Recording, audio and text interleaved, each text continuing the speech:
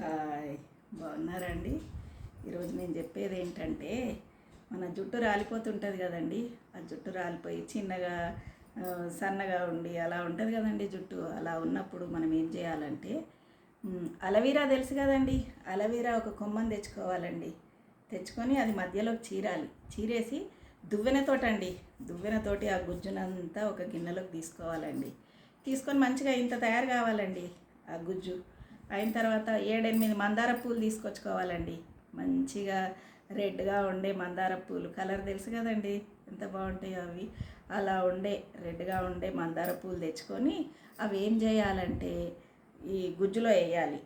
గుజ్జులో వేసేసి మిక్సీ పట్టుకోవాలండి. ఆ గుజ్జు, ఈ పువ్వులు, 1 టీ స్పూన్ కొబ్బరి నూనె వేసేసి మంచిగా మిక్సీ చేసుకోవాలండి. సన్నగా చేసేసుకొని ఆ గుజ్జంతా మనం జుట్టుకు పట్టించేయాలండి. మన తలకి మంచిగా పట్టించేసి ఒత్తుగా ఒక 1 అవర్ ఉండాలండి.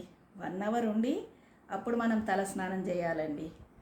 అలా వారానికి ఒకసారి పాటించాలండి.